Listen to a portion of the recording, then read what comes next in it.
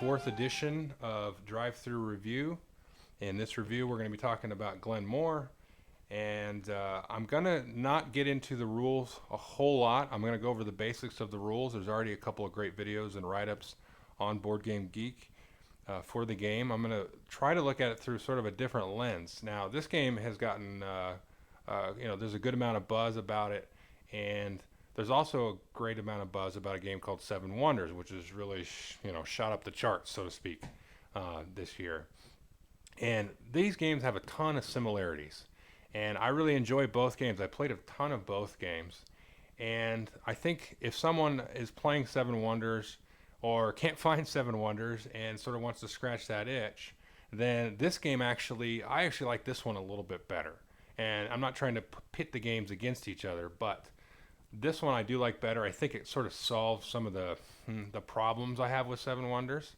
But like I said, I still like Seven Wonders. I'm not trying to bash Seven Wonders here at all. But I think it's interesting to me. I sat down the other day and I said, gosh, you know what? These games are like exactly alike in a lot of ways. And I said, well, let me just make a video about it since I'm such a dork and talk about that. So I'm going to give you basics of the rules, like I said, and then I'm going to kind of show it sort of as, hey, do you like Seven Wonders? If you like Seven Wonders, I think you'll like this game, and here's why. It's basically tile placement. And instead of, building up your tableau of your wonder or your deck or whatever you want to do, you're building this little network. So how do you do that? Well, this has this path here of tiles that you can jump forward and then grab the tile. So whoever's in last will get to go. So he can jump up here and grab this one, and then we'll fill one in. And then whoever's behind here will jump up and get that one, and then we'll fill this in. So it's just sort of this ever-growing line. You can imagine it infinite, but you can only see so far ahead of you. And this is a lot like card drafting, really. In Seven Wonders, you get your hand, you see the cards you get, you grab the one you really want, pass the cards around the table, and hope by the time they come back to you that one or two cards was in there that you would be useful to you, then you could have them. So there's a lot of tension here with like how far ahead do I jump? Do I take this card here and then hopefully they all jump around me and then I can grab a couple behind them, that kind of thing. It's pretty nice. Now the dice is here for a 2 and a 3 player game. And they kind of, it's not bad. It takes 5 seconds to use. So if he jumped up here and then he rolls the dice and he'll grab all these tiles remaining, and that way you can't just go jump all the way around and just eat up all the tiles. And it keeps the tension there and the fight there in a 2 and 3 player game, whereas in a 4 and 5 player game you get rid of the dice, you don't need it. Okay, so you grab the tile. So I'm going to be red here in this case. So I'm going to grab this yellow tile. So and what you do is you add it to your little farm or village, whatever you want to call it. And there's some rules for placing this.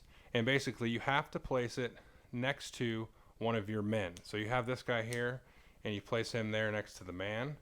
And what happens when you place this is it activates itself. So this one you can see actually gives you a wheat or a yellow cube. So you grab a yellow cube from there, and then it activates all the tiles touching it. So it touches this one, and this one lets you move your guy around. Since you can only place next to this guy, then that's why you want to move around. So if I added this one here, and I said, okay, well, I'm not going to be able to place everything over here, so it's going to activate this one, and I'll move him here. But I probably wouldn't want to do that, and here's why. So you can see this one here gives you a yellow cube. Well, this one costs a gray cube. You can see that up there, but you can actually trade a yellow cube in for a whiskey barrel. So what I'd want to do when I place this one was place this guy here, get the yellow cube, and then move him over here. So hopefully on the next turn I get this one. So when I get this one, I activate all the tiles, and you can activate them in any order. So I'd activate this to get a yellow cube, and then I turn it right back in and get a whiskey barrel. And so you can see that you start to build these little combos here on each of the edges of your farm, and so you try to build this little engine, and you can get more villages here. And so you can grab this and stick this here. And this will give you another guy, and he'll let you move the stuff around. So you get all these little workers going, and you try to build up all of these cubes to get whiskey barrels and to get other things. So what are the different kind of tiles you can get? Well, kind of like in Seven Wonders, your basic resources. You got your green tiles here. These will give you This one will give you a sheep, and this one will give you a cattle, which is a brown cube. And you got your yellow ones. This one will give you a green cube. So you can see out here, there's a lot of those at the start of the game. And so you want to start to collect those because later on, as you start going through these different stacks here, you're going to get tiles that actually have a cost. Like this new village here, this one costs a gray and a green.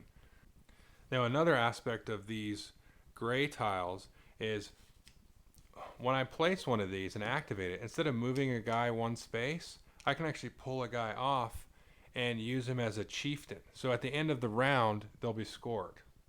Now some of the other tiles will do a little bit more work for you. Like these brown ones, if you trade, it says here, it's probably hard to see, but if you trade in different resources, you can get, for 1, 2, or 3 different resources, you can get 1, 3, or 5 victory points. For this one, if you trade in 1 cattle, you get 2 points, or 2 cattle, you get 4 points. So you want to place that next to a cattle and make sure you've got your worker there, so that every time you place something around that area, then that kind of becomes your little cattle area of your farm. And there's a few other ones here. And this one, every time this one triggers, you just get 4 victory points. And this one comes a little bit later in the game, but this one's great. You just want to lay tiles around it, so you trigger it every time, and you're getting 4 points a hit. It's great. Now, some of the tiles will give you, they have this little symbol here with the little red sort of Celtic knot looking thing. And when you get that, you just look for the card of that name. So this one's called Castle Stalker. So I just dig through this one. This one comes out, and then dig and find the card, and you throw it out there.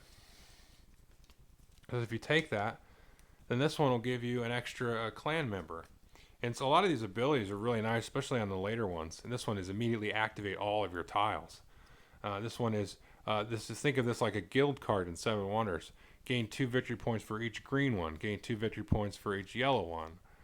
This one, once per turn, you may activate any tile. Very strong card. This is a very strong card. Now, at the end of each round, you actually total up the difference you have in whiskey barrels and in the chieftains that you've placed aside. So it's a lot like Seven Wonders there, where you've got you're working on your engine for your science and your technology and stuff, but then you've got this little military aspect that you need to worry about. So you need to beat your opponents in whiskey barrel or military production. Now, one of the other nice things about this game is it does have an economy and sort of a pseudo trading like Seven Wonders does. Let me just get rid of this here. So if you take a look at this, so you can see here, you can actually buy goods. So when I was looking at it before, I had this board here, and I had that there, and all these had a 1 on them. So that means if I wanted to buy a good, I'd have to pay 2. So the price, because the price goes up, so I put my 2 coins there. And so the next person to buy a good would have to put 3 coins and put that there. Well, that just means the price of these green one went up.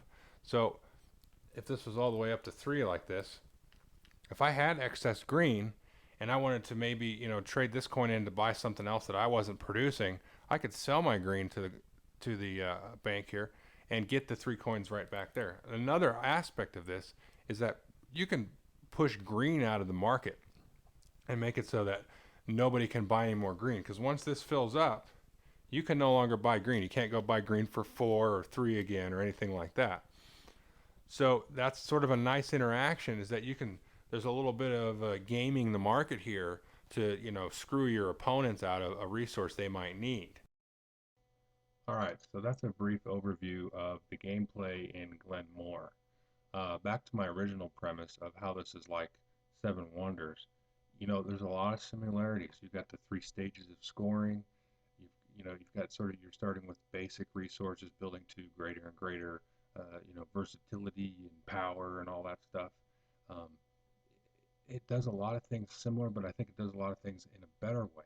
Instead of just dealing with the guy to the left and right of you, you're dealing with everybody at the table. You can see what everybody's picking. You can challenge the guy for a tile across the table from you. The economy is central.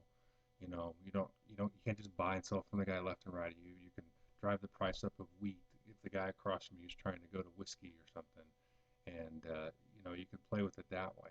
And instead of just you get the card, you lay it down, you get the card, you lay it down, you get the card, you lay it down, which is great. I'm not trying to bash Seven Wonders, but this, you get that, and then you try to build these little engines in these little combos, sort of like, I don't know, Magic the Gathering or something.